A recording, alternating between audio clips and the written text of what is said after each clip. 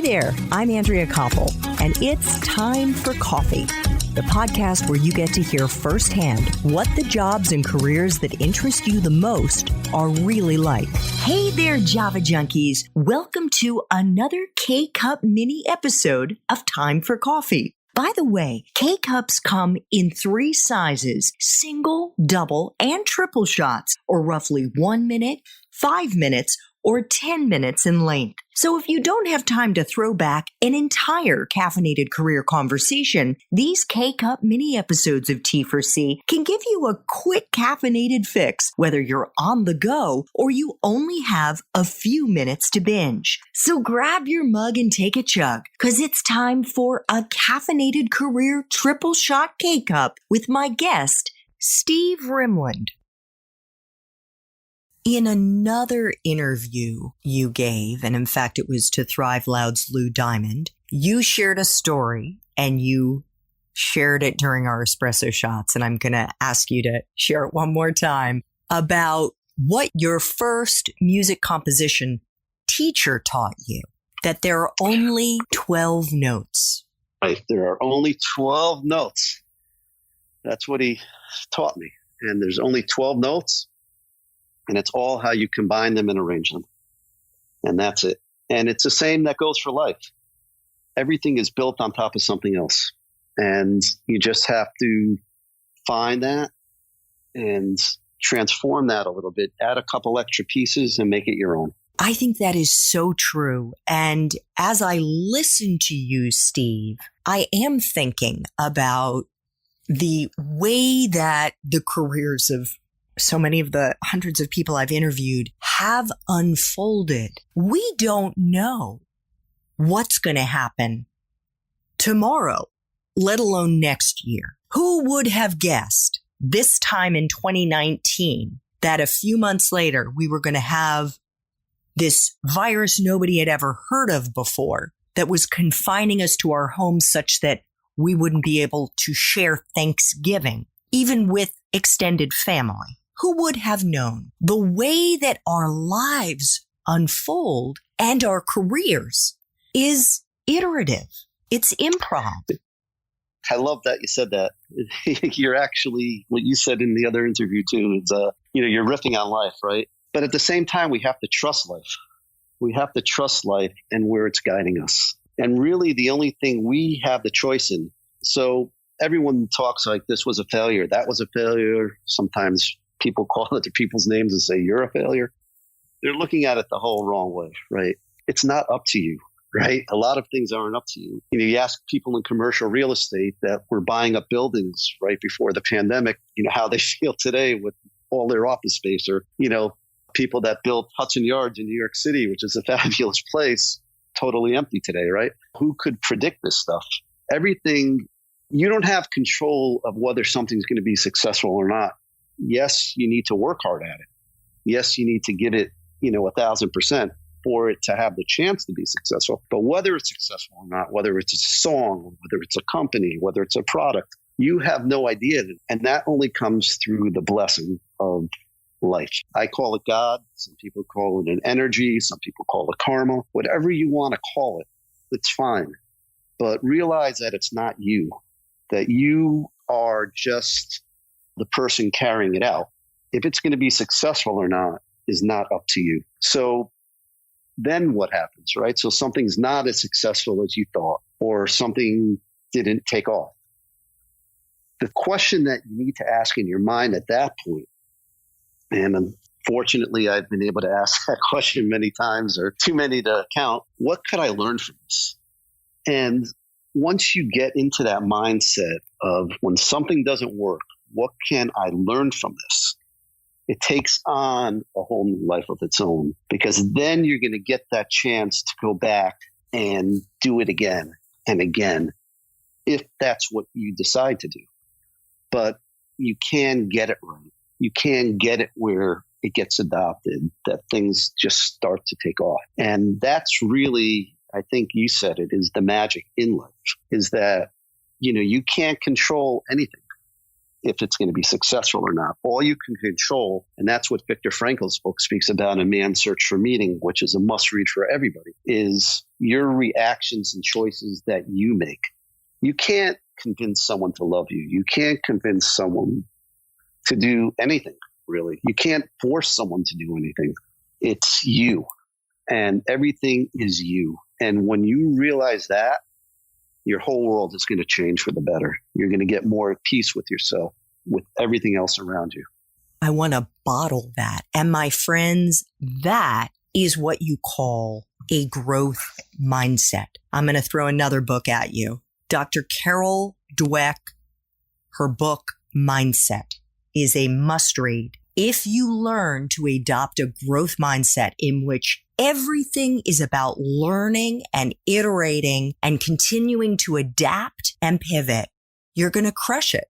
You will absolutely crush your professional life, and you will crush your personal life. That doesn't mean to say that shitty things won't happen. Yeah, they will, but you'll be able to move forward. You'll learn from what's happened, and you'll take it forward with you. Let me give you a great example of this from one of the greatest minds that I was able to meet, and a brilliant thinker. And I'll just give you a quick example of something that happened and where someone took the idea and it took off into a huge product that everybody knows. So I was fortunate when I was working with Jimmy Iovine and Steve Berman at Interscope Records to be part of a meeting with Steve Jobs.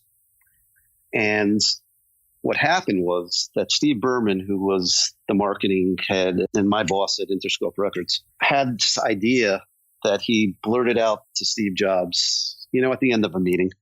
And he said, "Steve, I think it would be great to make colored headphones." And with that, Steve Jobs looked up and he said, and there was silence for like 2 minutes. And then he says to Steve Berman, "It's a horrible idea. I envision a society of everyone walking around with white earbuds." So that was that. He felt about, 2 inches tall. Here's his big idea that he was giving to the founder and creative mind behind Apple. And next day, Jimmy Iovine, who also heard that, sees Dr. Dre jogging up the beach in California, in Malibu. And Dr. Dre wants to start a sneaker company. And he said, "Let's start a headphone company." And they called it Beats. And Steve Berman got his colored headphones.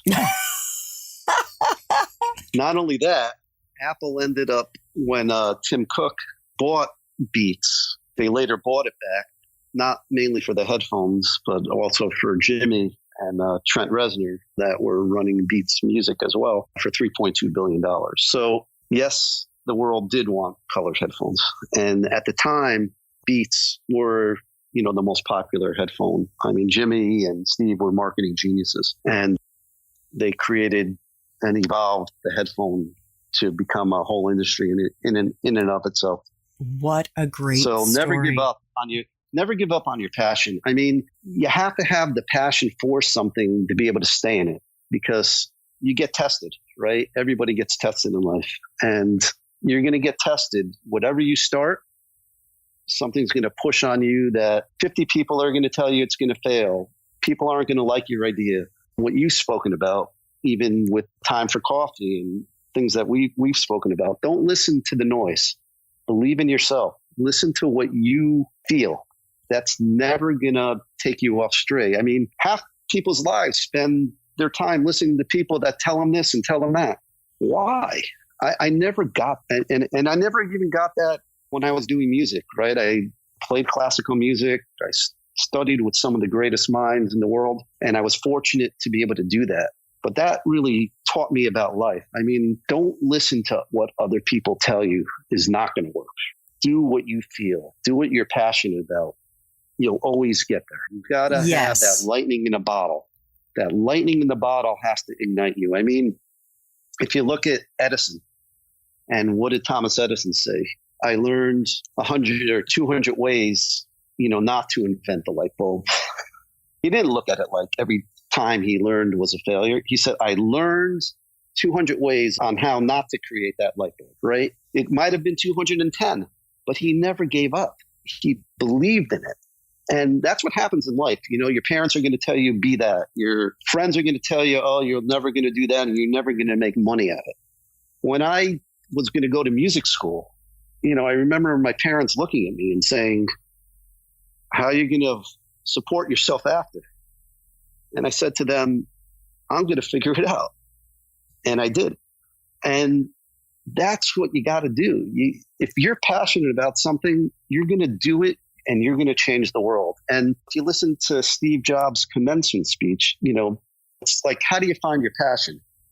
And that's actually the bigger question, right? Yes, how do you find what your passion is about? A lot of people, first of all, you got to understand who you are to find what you're passionate about. So who you are, you know, do you think you just get up every day and you get up because you just get up? No. I mean, there's God. You are a piece of God, right? You have a soul. Realize that you're sacred. Realize that you count. Everyone's important.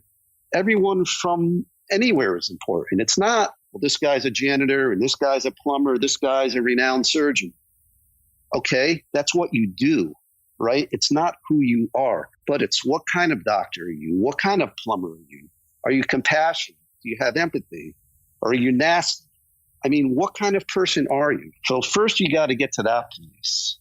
And people really have to understand the assets that they have inside of them. Yes, you know your faults, but it's a bigger problem if you don't know the assets that you have to be able to inspire and motivate others. So find those assets that you have with yourself. You're unique. You have some kind of talent. Otherwise, you wouldn't be in this universe. You have something to give, right? Everyone has something to give. Everyone is creative. Everyone wants to be creative. Just do it. And then don't listen to the outside noise. You know, I always say, what other people think of me is none of my business. You know, I'm trying to do the best I can, right? Yes, do I make mistakes? 1,000%. Who doesn't? But don't get bogged down on them. You got to keep moving and then fix it later. You know, it's no time to try to fix mistakes when you're struggling and you've hurt this person and stuff like that. Just keep going. Don't stop. Keep going. That's what a lot of people do. They look in the rearview mirror their whole life. If I would have done this, if I would have done that, that would have been different. That would have been this guy's fault. It's your fault. No one's saying to you, stay stuck. No one's saying to you, you need to do this. You need to do that. Get out. Find that passion. And how do we find that passion? Whatever moves you, whatever you're moved to do, and whatever that you want to wake up every day and I can't do anything but this. That's what your mission and your purpose in your life is, and go after that. Beautiful. And if you don't know where your God-given gifts are, somebody by the name of Dr. Howard Gardner, who's a Harvard psychologist, developed what he calls, it's sort of the anti-IQ exam. So he's the guy who 40 years ago said the IQ test, the so-called intelligence test, is too narrow. We all have gifts. We all have things that come easily to us. And so often we dismiss them because they come so easily to us. And we think that everybody can do it, but they can't. And he developed 8 types of intelligences, whether it's clearly what Steve, one of his many gifts, being in music, or maybe it's dance, or maybe it's communication, or maybe it's your ability to connect with people, intrapersonal or interpersonal. So check out Dr. Howard Gardner, Gardner, and that can begin to show you, kind of lean into your gifts, combine it with your interests. And that's a good place to start. So Steve, that Absolutely. was just unbelievable. I want to flash back very quickly to when you were in college at Eastman getting your bachelor's in music. Just very, very quickly. Did you know, your parents are asking you, did you know what you were going to do with that degree when you graduated? Thanks for tuning in to this K-Cup mini episode of Time for Coffee. If you want to listen to our entire caffeinated career conversation, please check out the show notes for this episode. Thanks so much for listening to Time for Coffee, where the professionals in the jobs that most interest you always have time to grab coffee 24/7, no matter where you live. I have one quick favor to ask you. Remember to rate, review, and subscribe to Time for Coffee. Thanks so much.